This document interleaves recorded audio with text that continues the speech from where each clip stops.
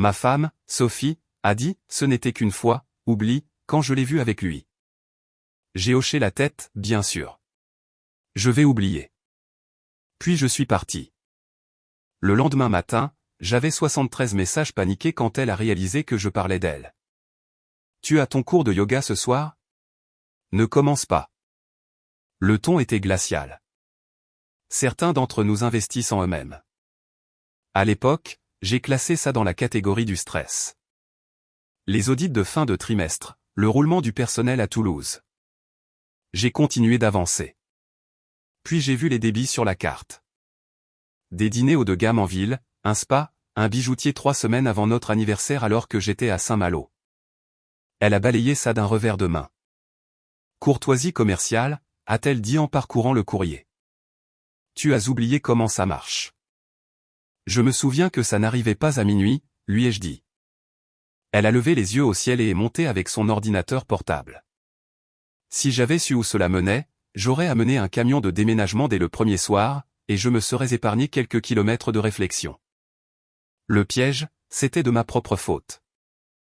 Je suis rentré tôt, l'écrin de velours dans ma veste, stupidement fier d'avoir fait sertir à nouveau le saphir de ma grand-mère. Je me suis garé dans l'allée, j'ai vu son véhicule utilitaire sport déjà là, et je suis entré dans une maison silencieuse. Pas de télévision, pas de musique, le genre de silence qui n'est pas du repos, mais une couverture. En haut des escaliers, j'ai entendu des rires, puis une respiration, puis un rythme qui n'appartient à aucune conférence téléphonique. La porte de la chambre était ouverte comme un défi. Il s'est précipité pour prendre son pantalon. Mon associé, le parrain de mon enfant. Elle est restée sous le drap et m'a lancé un regard comme si j'avais sali un tapis blanc avec de la boue. Tu es en avance, a-t-elle dit. Puis, avec ennui, ce n'était qu'une fois. Arrête de faire une scène. J'ai regardé l'écrin dans ma main. Maudit velours. Il a marmonné des excuses. Elle a eu un sourire narquois dans le lit. Il est meilleur de toute façon. Je n'ai pas dit un mot. J'ai remis la boîte dans ma poche, je me suis retourné et je suis sorti. Clé, portefeuille, téléphone. Ce fut tout le discours. Didier a ouvert sa porte dans l'est de Lyon, pieds nus. Une bière dans une main, un interphone pour bébé dans l'autre. Nous avons grandi à 2 pâtés de maison l'un de l'autre. Il connaît mon visage. Chambre à coucher, a-t-il demandé. Salle du conseil, ai-je répondu. Je prendrai le canapé. Tu veux parler? Non, je me suis allongé. J'ai fixé son plafond jusqu'à ce qu'il passe de la nuit au gris pâle d'un lundi qui s'en fiche. Puis je me suis levé et j'ai fait mon travail. J'ai transféré la moitié des fonds du compte joint vers un nouveau à mon nom. J'ai laissé l'autre moitié où elle était.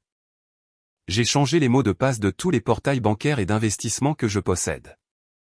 J'ai supprimé son accès à mes cartes de crédit. J'ai appelé le propriétaire et fixé une réunion de résiliation. Le bail était uniquement à mon nom. J'ai programmé l'arrêt des services publics pour la fin de la semaine. Je suis allé dans une autre agence et j'ai ouvert un coffre-fort. L'écrin y est entré, et j'ai quitté la chambre forte plus froid que lorsque j'y étais entré. À 10 heures, j'étais de retour à la maison avec Didier. Il déteste les histoires. Il porte des boîtes. Dis un mot et je jette le matelas par-dessus la rambarde, a-t-il dit dans les escaliers. Pas encore, lui ai-je dit. Juste les vêtements, les documents, l'ordinateur portable. Puis nous fermons à clé et nous partons. Nous avons agi vite. Dans le placard, j'ai remarqué un nouvel espace dans le mur de chaussures et un reçu de prêteur sur gage glissé dans une botte que je lui avais achetée il y a 2 Noëls. Bague en platine avec saphir, prêt sur gage pour 140 €. La date correspondait à mon voyage à Saint-Malo, donc l'écrin de velours n'avait pas été perdu. Il avait été échangé. Ça a transformé la douleur en mathématiques. J'ai mis le reçu dans ma poche de poitrine et je suis allé à la cuisine. Une fiche blanche, un marqueur indélébile. J'ai écrit 3 lignes. Le bail se termine dans 30 jours. Service public coupé vendredi. Tu es seul maintenant. Bonne chance. Je l'ai laissé sur l'îlot à côté de la corbeille de fruits vides que nous ne remplissions jamais. Son appel a commencé alors que nous arrivions sur l'autoroute A7. C'est de la violence financière, a-t-elle dit sur la messagerie vocale. J'ai fait une erreur. Pense à Noé. Ne détruis pas sa famille par orgueil. Je l'ai mise en sourdine. Colin a envoyé un texto, demandant un café, parlant d'amitié, d'affaires, d'employés, de l'équipe. Il voulait une conversation. J'ai fait défiler, je n'ai rien sauvegardé, puis j'ai fait la chose adulte que j'aurais dû faire il y a des années. J'ai commencé un dossier. Relevé, capture d'écran, reçu d'hôtel les nuits où j'étais hors de l'état, note de restaurant qui ne correspondait à aucun dîner de client, la photo du reçu du prêteur sur gage. J'ai construit une chronologie comme si je préparais une présentation avec une seule diapositive. Le respect est binaire. Je ne suis pas retourné cette nuit-là. J'ai travaillé depuis la cuisine de Didier, l'interphone pour bébé bourdonnant de bruit blanc. Vers 23h, Alix Perrin, l'ami de faculté de ma femme, m'a envoyé un numéro par texto puis a appelé. J'en ai fini de la couvrir, a dit Alix sans dire bonjour. Sa voix était tendue. Ce n'est pas une seule fois. Ça fait au moins 4 mois. Je les ai vus ensemble à Bordeaux en mars. Tu es sûr pour mars, ai-je demandé. Je suis sûr pour l'hôtel et les boucles d'oreilles. Elle m'a demandé de jurer que c'était un hasard. Je ne jure plus pour personne. Elle a expiré. La femme de Colin est enceinte de 7 mois. Elle s'appelle Juliette. Elle n'est pas aveugle, juste isolée. Envoie-moi les coordonnées de Juliette, ai-je dit. Alix a hésité. Tu ne vas crier sur personne. Je vais dire la vérité, ai-je répondu. Et je vais la prouver. Elle m'a donné le numéro. J'ai envoyé un texto à Juliette puis j'ai appelé. Nous nous étions rencontrés quelques fois lors d'événements d'entreprise. Elle était douce, du genre conseillère d'orientation, observant toujours la pièce. Elle a répondu à la deuxième sonnerie. Juliette, c'est Michel Rousseau. Je sais, a-t-elle dit. Je me demandais combien de temps ça prendrait. Je ne vais pas vous insulter avec des paroles douces. Je lui ai dit que je les avais surpris la nuit dernière. J'ai des détails et des documents. Je vais les envoyer. Elle n'a pas pleuré. Elle a pris une inspiration. Cela sonnait comme une décision. Envoyez tout. Et si vous avez accès à des cartes d'entreprise, je veux ça aussi. J'y ai accès, ai-je répondu. Et j'ai un associé qui pense que les règles sont facultatives. Pas pour longtemps, a-t-elle dit.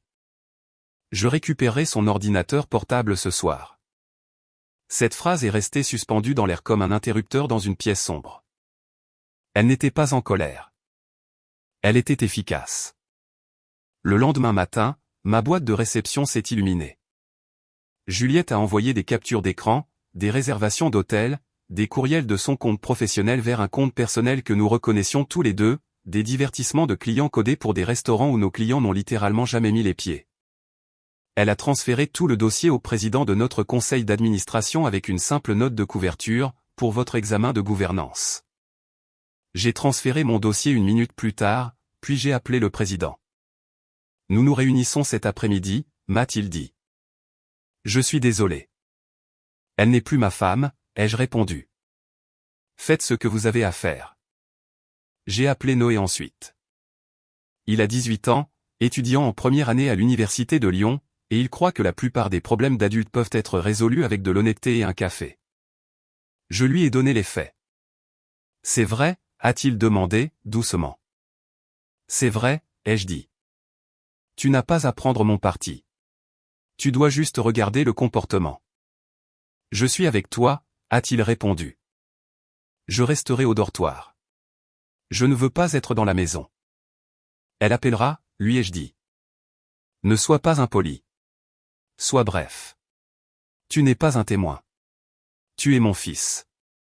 Nous dînerons vendredi, c'est moi qui invite. D'accord, a-t-il dit.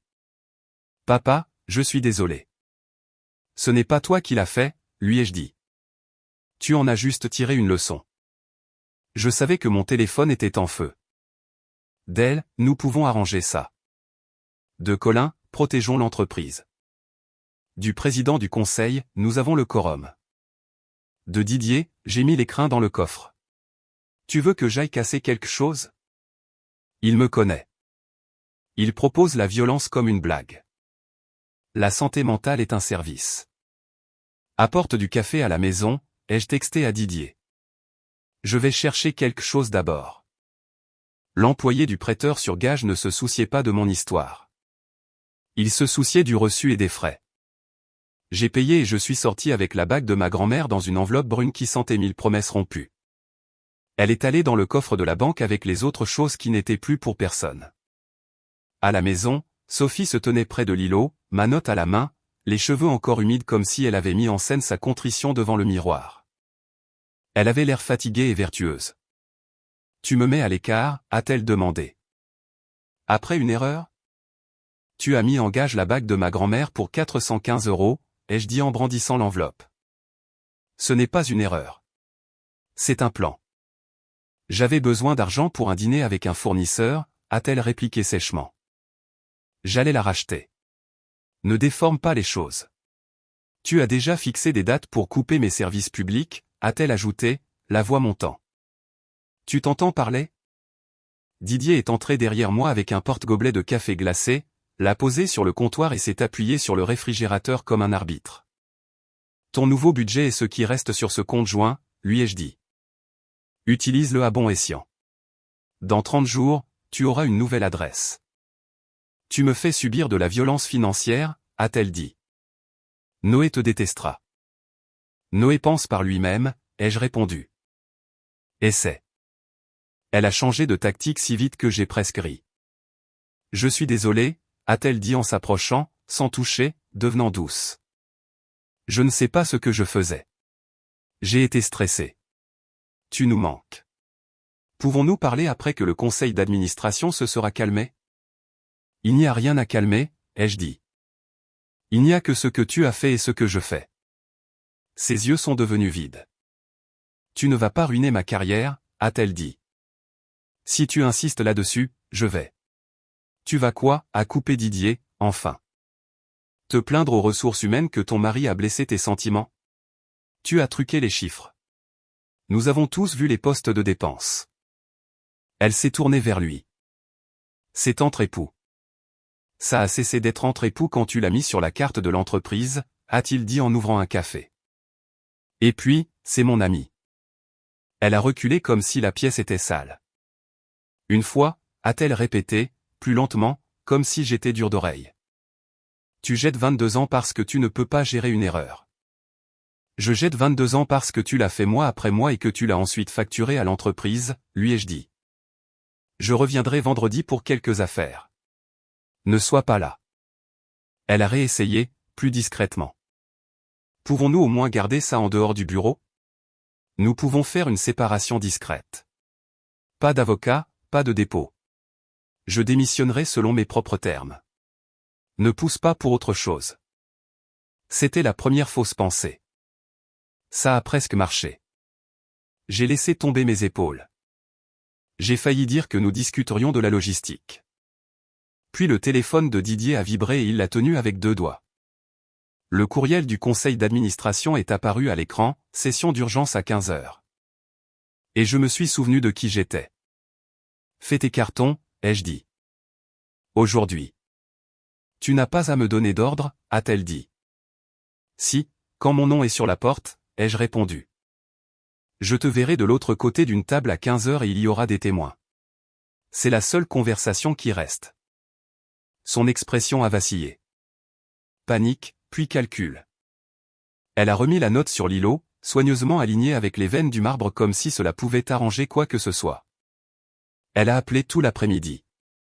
Quand je n'ai pas décroché, elle a texté Didier. Dis-lui que je suis désolé, a-t-elle écrit. Dis-lui que je l'aime. Didier a répondu, il le sait, puis m'a lancé le téléphone. Nous sommes entrés dans la salle du conseil à -10 et l'air avait cette odeur vive de peur et de café. Colin était assis au fond dans une veste bleu marine sur un polo, comme si le décontracté signifiait inoffensif. Il m'a regardé comme un chien qui a renversé la poubelle et qui veut l'absolution. Sophie était assise à 2 chaises du président, ordinateur portable fermé, les mains autour d'une bouteille d'eau comme une professionnelle des relations publiques. Michel, a dit le président en se levant. Je suis désolé. Ne le sois pas, lui ai-je dit. Protège l'entreprise. Colin a commencé avec son script. C'est personnel et ça n'a aucune incidence sur le travail des clients. Nous avons construit ça ensemble. Ne laissons pas une affaire de famille. Le travail des clients, les jeux coupés. Nomme le client qui a mangé un steak chez eux le Sintra le 18 mars à 23h15. Parce qu'il n'y en avait pas. Le président s'est éclairci la gorge. Nous avons des documents, a-t-il dit en tapotant son dossier. De Michel et de Juliette Martin. Les chiffres sont précis. Sophie s'est penchée en avant. C'était des relations avec des fournisseurs, a-t-elle dit. Nous pouvons faire la balance. Ne faites pas exploser une entreprise pour des papiers qui ressemblent à 67 000 € mal codés en divertissement, a dit le président d'un ton égal. Aucun client présent. Des remboursements qui ne correspondent pas au kilométrage. Des réservations d'hôtels à Bordeaux alors que nous n'avions aucun événement. Nous avons fait nos propres appels ce matin. Les clients nommés n'étaient pas là. Colin a essayé la contrition comme un costume de location. J'ai fait des erreurs. Je peux dédommager l'entreprise. Ce n'est pas seulement l'argent, ai-je dit. C'est la confiance et l'utilisation du temps du personnel pour le couvrir. Sophie m'a visé. Si tu insistes là-dessus, tu me pousses vers le procureur de la République, a-t-elle dit, laissant enfin tomber la menace. C'est ce que tu veux, Michel? Après 2 décennies, vraiment? Ai-je demandé en retour.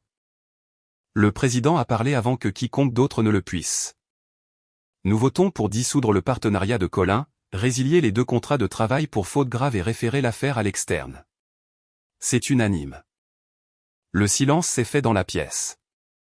C'est un silence particulier quand une personne réalise que l'ascenseur chute et que le câble est coupé. Sophie est redevenue instantanément douce. Deuxième round. Nous pouvons gérer ça comme des adultes, a-t-elle dit, la voix douce, la main glissant vers la mienne sur la table. Nous pouvons faire un plan. Séparation discrète. Pas de désordre public. Je m'en vais. Tu t'en vas.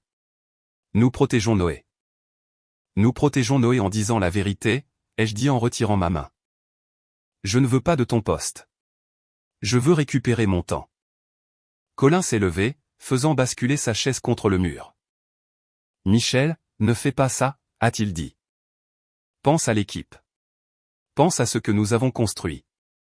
Je pense exactement à ça, lui ai-je dit. Et je le reprends.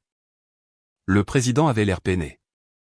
La sécurité vous escortera pour récupérer vos effets personnels, a-t-il dit. L'accès est révoqué. À compter de maintenant. Elle m'a fusillé du regard comme si je l'avais fait de mes propres mains. Puis son téléphone s'est allumé sur la table. Un texto de Juliette. Sophie a jeté un coup d'œil, a pâli et l'a retourné face contre table comme si cela pouvait l'arrêter. C'était le coup de grâce pour moi. Le peu de sympathie qui restait s'est écoulé par les fissures et a disparu. J'ai signé l'ajustement de dissolution avec un stylo qui portait notre logo. Je n'y ai pas pensé. J'ai signé les lettres des ressources humaines pour les licenciements. Je n'y ai pas pensé non plus. Puis je suis sorti, j'ai appelé mon propriétaire et j'ai finalisé la date de sortie. J'ai appelé les compagnies de services publics et confirmé les coupures de vendredi. J'ai appelé mon avocat pour demander le divorce et séparer officiellement les finances. Noé m'a retrouvé dans un restaurant près de Fourvière ce soir-là. Papa, est-ce qu'elle va bien, a-t-il demandé. 18 ans. Il essaie toujours d'être juste. C'est une adulte, ai-je dit. Les adultes assument les conséquences. Je lui ai dit que je restais en dehors de ça, a-t-il dit. Elle a dit que tu ruinais sa vie exprès. Elle l'a ruinée efficacement sans moi, ai-je répondu. Mais tu n'as pas à dire ça. Tu as juste à passer le sel. Il m'a glissé le sel. Puis il s'est penché en arrière et a regardé l'écrin que j'avais posé sur la table juste pour me rappeler ce que j'avais sauvé. Tu ne le lui rends pas, a-t-il dit. Non, ai-je dit. Je le garde pour quelqu'un qui comprend le poids d'une promesse. Le lendemain matin, l'avocate de Sophie a appelé sur le téléphone de Didier, ce qui était un choix amusant. Ma cliente propose un divorce à l'amiable, a dit l'avocate quand j'ai décroché. Sans contestation, sans réclamation. s'il y a une garantie que vous ne poursuivrez aucune procédure pénale. Je n'influence pas le conseil d'administration, ai-je dit. Et je ne négocie pas l'éthique. Déposez vos papiers. Je déposerai les miens.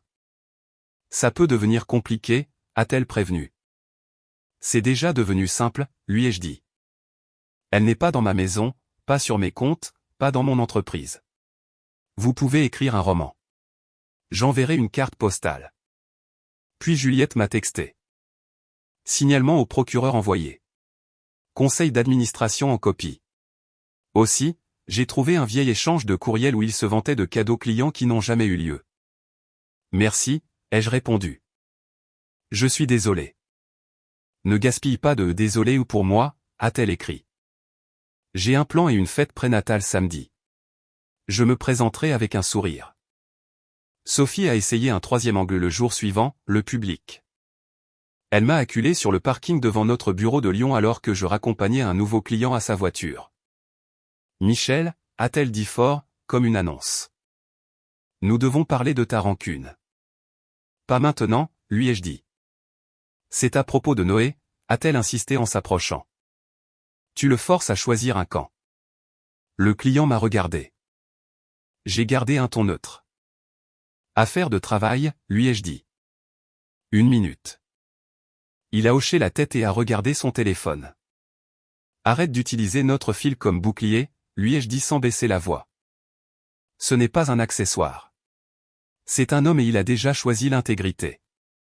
Elle a levé les mains en l'air pour le public. Il me punit parce qu'il est blessé, a-t-elle dit au client. Ce n'est pas qui il est. C'est exactement qui je suis, ai-je répondu. Et il est exactement celui que j'ai élevé. J'ai raccompagné le client à sa voiture et j'ai signé le contrat cet après-midi-là. Les gens aiment la clarté. Ils peuvent la sentir quand ils l'obtiennent enfin. À la fin de la semaine, les services publics se sont coupés comme les lumières d'un théâtre après un spectacle. Elle a emménagé dans un logement temporaire près de Bellecour avec des boîtes et des plaintes.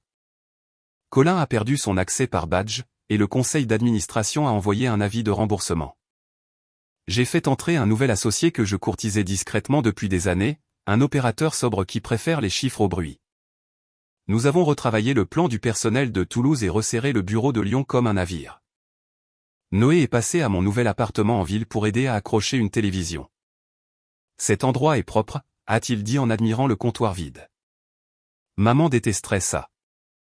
Elle détestait la plupart des choses qui ne tournaient pas autour de son calendrier, ai-je dit.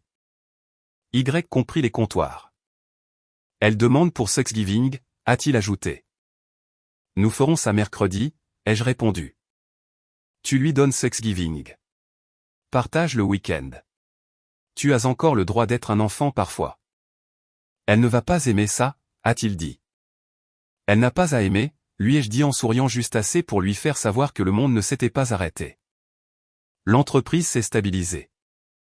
Nous avons éliminé le poids mort et gardé les clients qui se souciaient de la performance, pas des commérages. Le président du conseil a appelé pour s'excuser à nouveau. Je l'ai interrompu. Vous avez fait votre travail, ai-je dit. Merci de ne pas avoir scié. Il a fait une pause. Tu as l'air stable, Michel. Je le suis, ai-je dit. Je me suis entraîné pour ça pendant 22 ans. Les mois ont passé, assez pour que la maison ressemble à une adresse précédente plutôt qu'à une blessure. J'ai vu Sophie une fois dans une épicerie. Elle portait des lunettes de soleil à l'intérieur et parlait trop fort au téléphone d'une opportunité de conseil. Cela ne ressemblait pas à une opportunité. Je n'ai pas établi de contact visuel. Elle non plus. Nous avions l'habitude de faire tenir nos vies dans un calendrier partagé. Maintenant, nous étions 2 personnes achetant du lait. Alix m'a envoyé une courte mise à jour sur Juliette. Elle a déposé sa demande. Elle va bien. Le bébé est en bonne santé. Une photo d'une main de nouveau-né agrippant un petit doigt est arrivée 2 jours plus tard. J'ai texté « Félicitations ». Ce fut toute la conversation. C'est comme ça que les adultes font quand il n'y a plus rien à dire. Noé a amené une fille à dîner un vendredi, une grande brune avec un sens de l'humour peint sans rire et une bourse de football universitaire. Elle ne tolère pas les bêtises, a-t-il souri, ce qui est notre marque de fabrique familiale maintenant. Bien, ai-je dit. J'ai pris ma retraite des bêtises. Nous avons mangé des hamburgers chez moi, près de la grande fenêtre qui donne sur la rue vers les Lumières.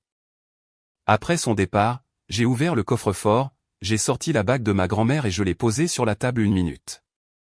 La pierre a capté la lumière de la cuisine et est restée là, tranquillement, faisant le travail pour lequel elle a été faite, attendre quelqu'un qui la méritait. Samedi matin, j'ai fait du café et j'ai répondu au courriel, au contrat, aux horaires du personnel, à une demande de formation à Toulouse. Mon nouvel associé m'a envoyé un message. Tu veux que je prenne mardi? Prends-le, ai-je répondu. Je rencontre un agent immobilier pour un petit immeuble dans la presqu'île. Je suis fatigué des beaux. Il a répondu par un pouce levé. C'est tout notre langage. On m'a demandé pourquoi je n'ai pas explosé le premier soir.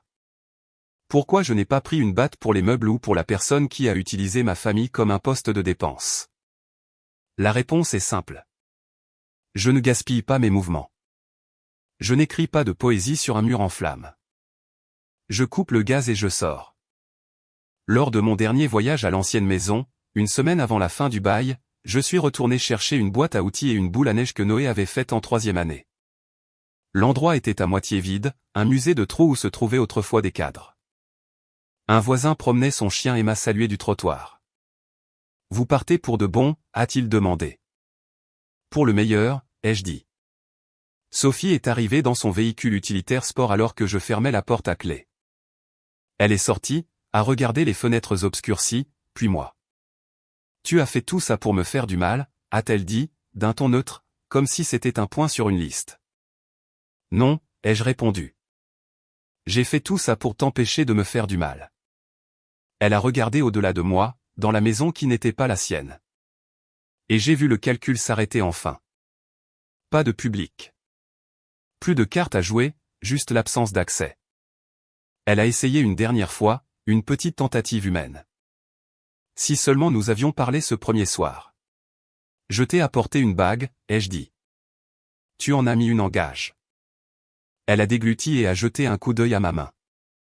J'ai glissé mes clés sur le crochet du propriétaire et je me suis retourné vers elle.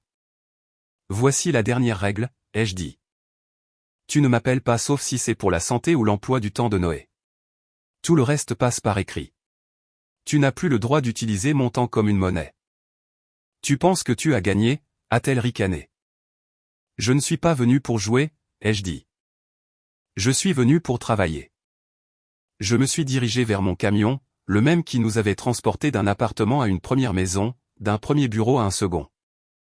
Elle se tenait près du trottoir, plus petite qu'elle ne s'était jamais laissée paraître, et m'a regardé partir sans faire de scène. Quand j'ai rejoint la route principale, j'ai ressenti quelque chose que je n'avais pas ressenti depuis un an, un silence qui n'était pas une couverture.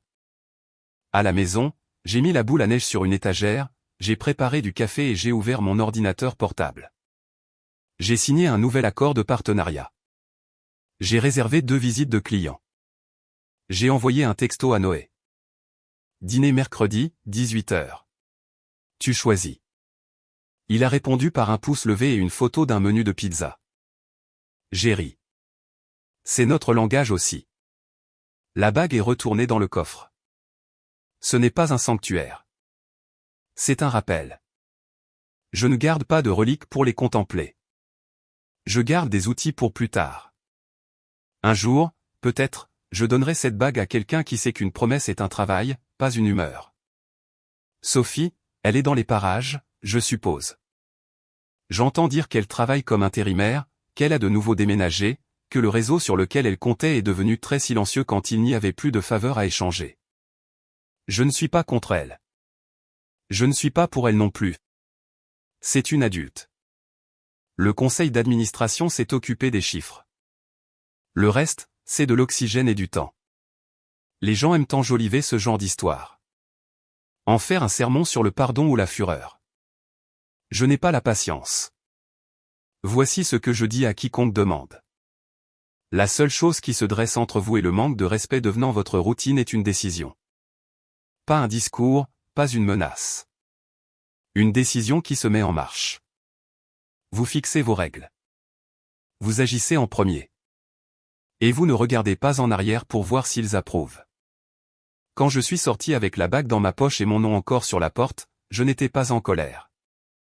Je travaillais. Et maintenant, je vis comme je travaille.